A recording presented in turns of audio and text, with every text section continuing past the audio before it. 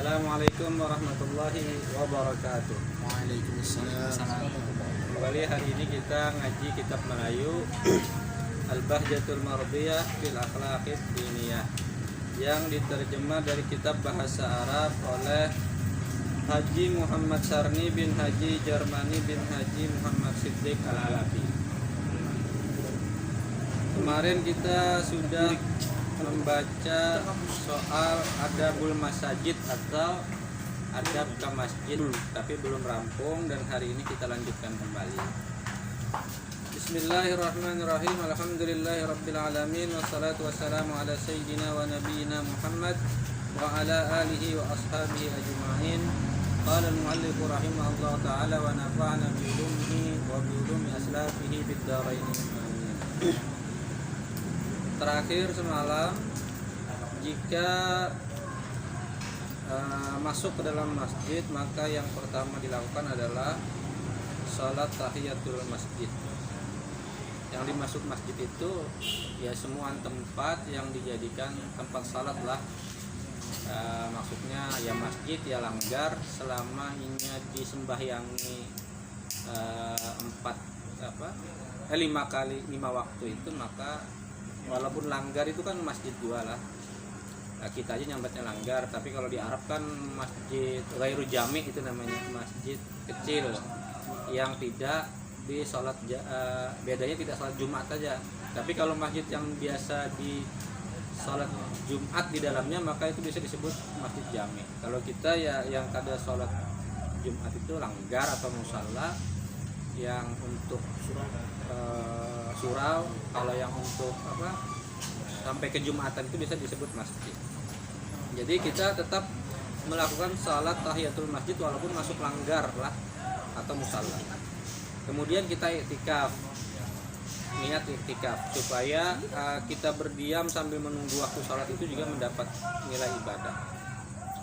Kemudian sementara muadzin belum qamat, maksudnya sudah azan berarti lah, bacalah doa-doa dan wirid-wirid. Jadi sambil nunggu iqamah kita baca doa, baca wirid. Karena baca doa di antara azan dan iqamat itu salah satu tempat di mana doa mustajabah. Tetapi jangan mengganggu orang yang sembahyang. Maksudnya ya jangan, kalau berwirid jangan nyaring-nyaring banar juga, sehingga orang yang sholat sunnah di hijrah kita bisa terganggu dengannya. Lupakanlah urusan dunia, janganlah melangkahi saf kecuali di mukanya ada saf yang kosong. Jadi jangan melangkahi orang yang ada di situ.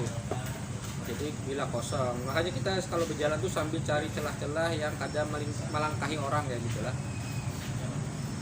Setelah iqamat, kerjakanlah sembahyang fardu berjamaah dengan khusyuk dan tadabbur. Artinya dengan penuh kekhusyuan dan tadabbur itu introspeksi diri lah, semacam itulah. Artinya khusyuk ialah menghadirkan hati kepada sembahyang dan tidak mengingat ihwal dunia dan seisinya serta tetap anggotanya. Artinya berada pada posisi yang tenang, kada banyak gerak, dan melupakan urusan-urusan di luar sholat. Arti tadabbur yaitu mengingat makna. Nah ini maksudnya, mengingat makna bacaan yang terkandung dalam sembahyang. Jadi kalau bisa tuh kita paham paling kada bacaan-bacaan kita waktu sholat itulah. Ya mungkin kita kada bisa bahasa Arab, paling kada kita baca terjemahnya. Firman Allah, A'udzu billahi minasyaitonir rajim. Qad aflahal mu'minuna alladzina hum fi salatihim khashi'un. Sungguh beruntunglah orang yang beriman yang mana mereka khusyuk dalam sembahyang. Dan sabda Nabi kita sallallahu alaihi wasallam, kam min qa'imin hazzuhu min salatihi ta'bu wal ta'ab. Berapa banyak orang yang sembahyang, bahagiannya dari sembahyangnya ialah payah dan lelah. Jadi berapa banyak orang yang hanya ketika sholat itu ya mendapatkan payah dan lelah saja, karena tidak ada kekhusyuan, tidak ada upaya mentadabburi makna-makna dari bacaannya sendiri. Maksudnya sembahyang yang tiada khusyuk tak ada mendapat pahala di sisi Tuhan selain daripada payah dan kerugian. Tapi bukan berarti pula kemudian karena kada bisa khusyuk lalu kada sholat. Tetap kita berusaha sholat dan berusaha khusyuk. Kita tetap wajib sholat dan berusaha khusyuk.